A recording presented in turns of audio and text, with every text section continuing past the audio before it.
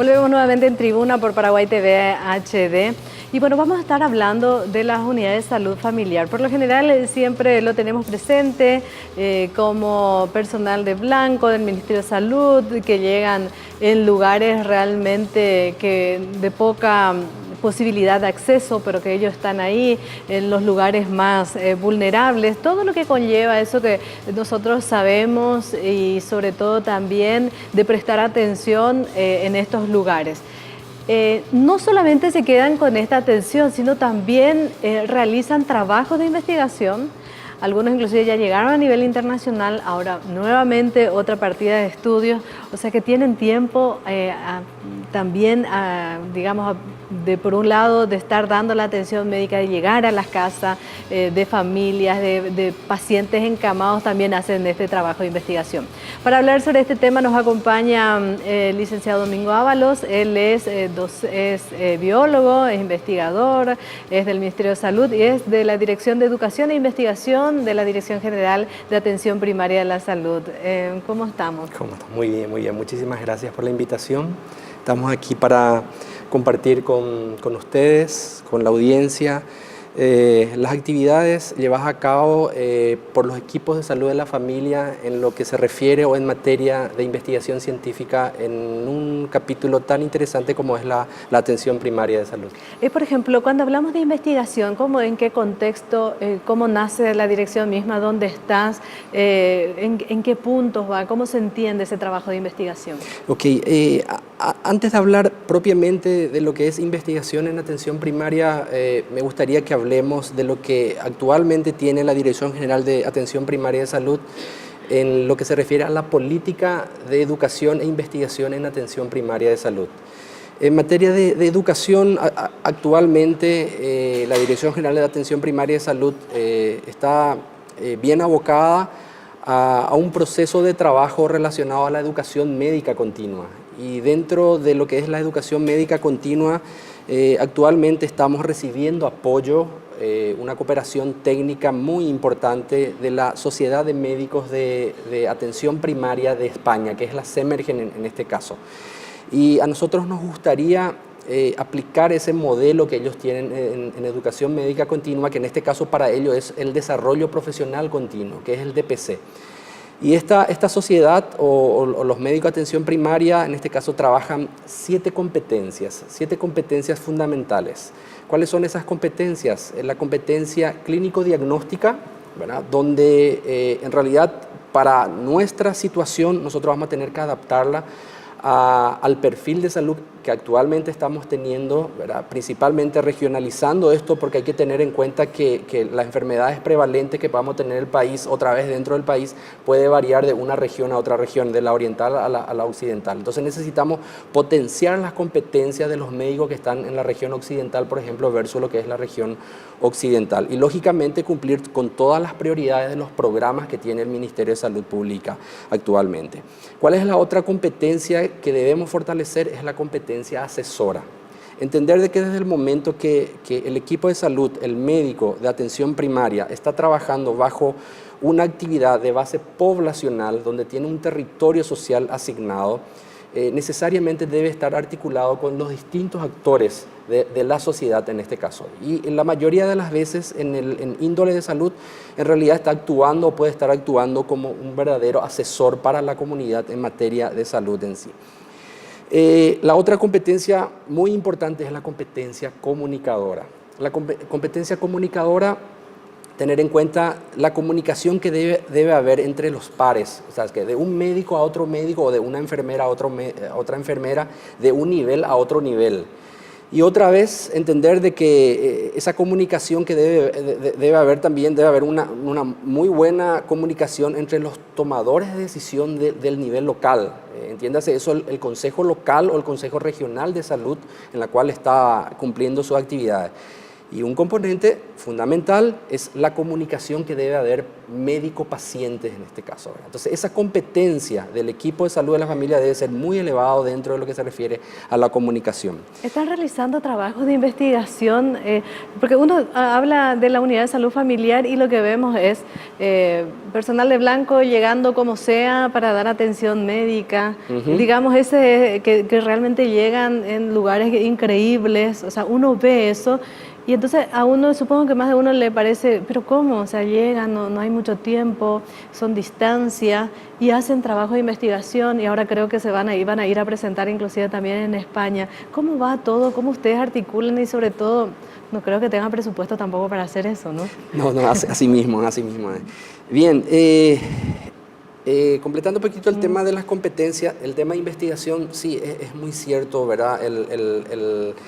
La necesidad que tiene de tiempo para cumplir con actividades de investigación, podríamos decir que es nula. Entonces, y de recursos ni hablemos, ¿verdad? Entonces, ¿qué es lo que está aconteciendo actualmente? Es que los médicos y las enfermeras actualmente están con mucha mística, ¿sí? Están destinando su tiempo para llevar a cabo las actividades de investigación. Quiero que sepas de que en el año antepasado nosotros hemos hecho una pequeña convocatoria como para empezar ese proceso de alianza con la Sociedad de Médicos de Atención Primaria. Se participó en el Congreso de Valencia, España. Se fueron 2 médicos, ¿sí? Y un grupo de autoridades que nos fuimos para empezar el proceso de alianza, y esos 2 médicos llevaron 3 trabajos. El año pasado ya se fueron 18 médicos y se llevaron 24 trabajos de investigación. ¿Y ¿verdad? ¿Este año?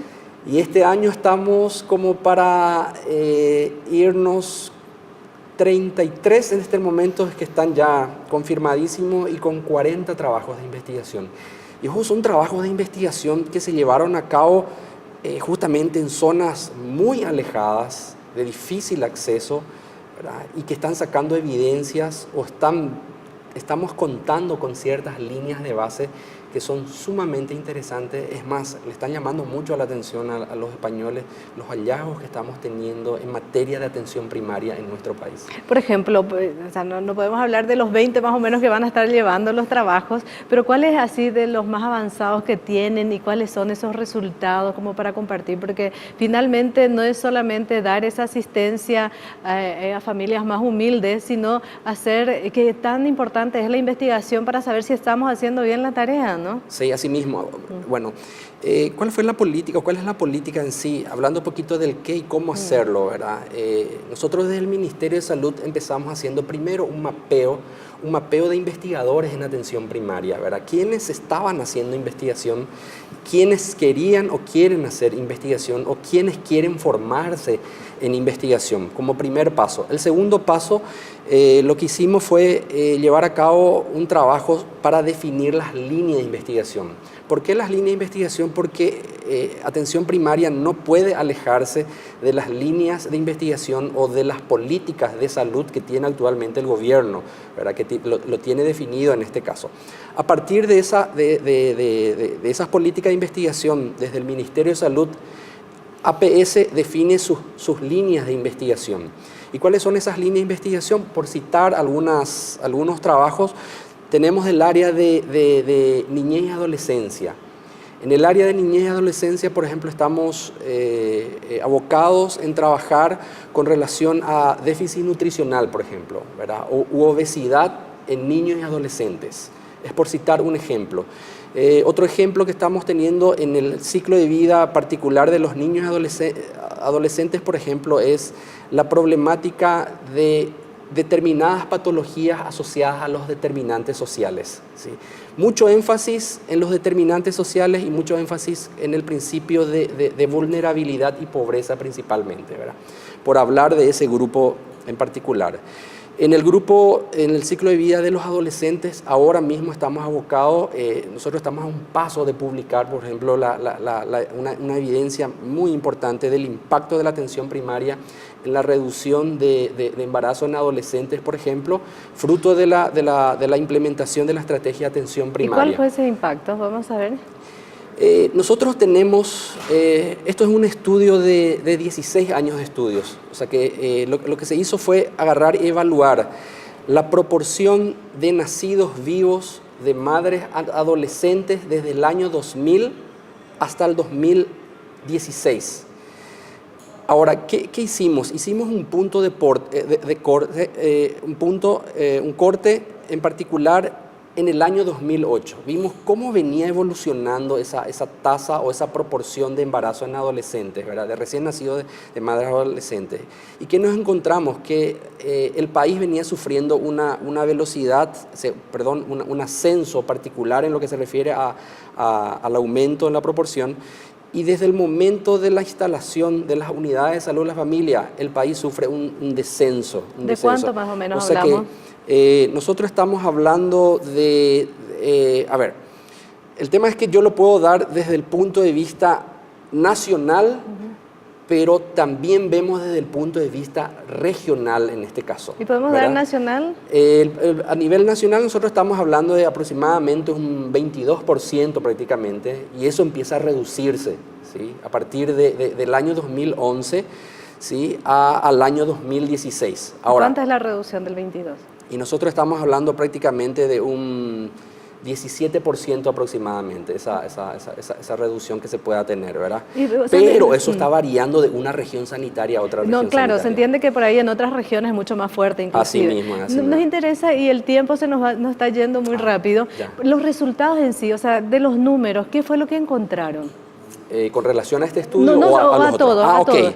Haciendo un pequeño resumen de este trabajo también que van a estar presentando. Rápidamente, podemos decir, por ejemplo, de haber llevado el año pasado 24 trabajos, este año prácticamente llevar 40 trabajos, empezamos a encontrar evidencias muy particulares, por ejemplo, que la problemática de la salud en el adulto mayor, por ejemplo, o el riesgo social que pueda tener el adulto mayor en el área urbana es mucho más crítica que el área rural, cosa que nos llamó muchísimo la atención, por ejemplo. ¿El tema de de obesidad de mujeres? Bueno, en cuanto al tema de obesidad de mujeres, se hizo un estudio relacionado a la hipertensión, ¿sí? Y factores de riesgo cardiovasculares, y que nos encontramos que la prevalencia de obesidad en mujeres hipertensas era mucho mayor en el área rural que en el área urbana. En el grupo de mujeres que en comparación al grupo de varones, por ejemplo.